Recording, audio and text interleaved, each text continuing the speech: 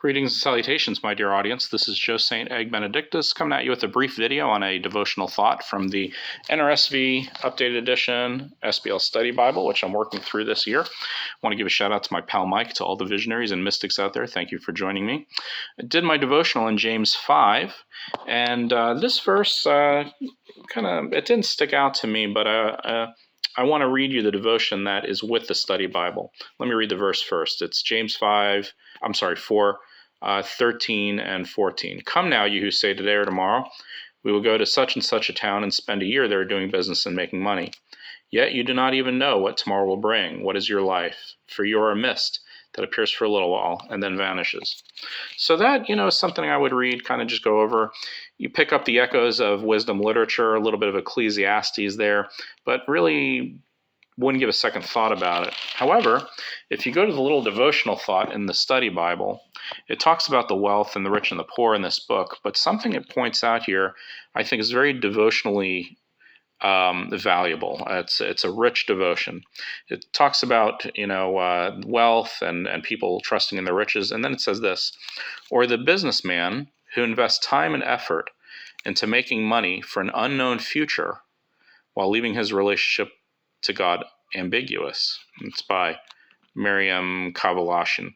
So when I read that, the businessman who invests time and effort into making money for an unknown future while leaving his relationship to God ambiguous, I thought that was quite a devotional thought, very valuable. One I gave a lot of thought to because, as a pastor, I see a lot of people making a lot of plans. They plan for retirement. They plan for their kids' sports. They plan for their week. They plan for their doctor's appointments. But when it comes to their relationship with God, there's not a lot of planning going on. So what this devotion allowed me to do was to connect that particular verse or two with a devotional thought that really kind of penetrated my spirit, allowed me to think, and really allowed me to come up with a spiritual kernel of truth and inspiration that really got me thinking.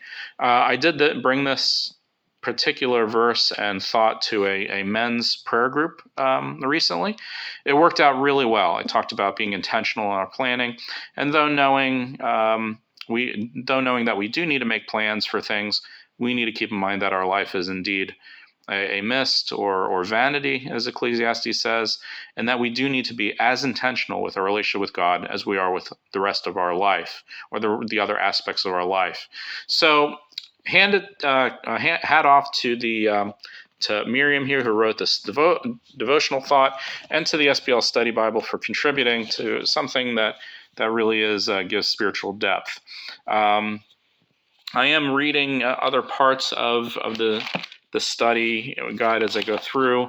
For instance, in Mark, where I am today, there's this insight on embarrassing stories. I thought it was okay.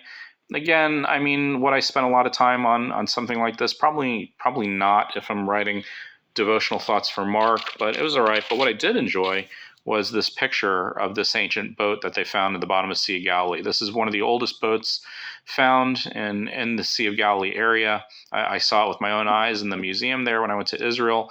And so for them to include it, I think is pretty cool, though a straight-on view is a little difficult to see. If they pitched it at an angle a little bit, it would be cool to see the shape of the hull. But nevertheless, I think that's pretty cool. And again, if it weren't for the ghosting, it'd be a really neat aspect to the study Bible, but pretty neat, I think. So, let's go easy on the SBL Study Bible and the NRSV Updated Edition, which, again, as I go through this year, I'll be making short videos on things I find. But that devotional thought really did lead to prayer and led to a greater illumination of the spiritual truth, and we need to give credit where credit is due. Thanks for joining me, and I'll talk to you later.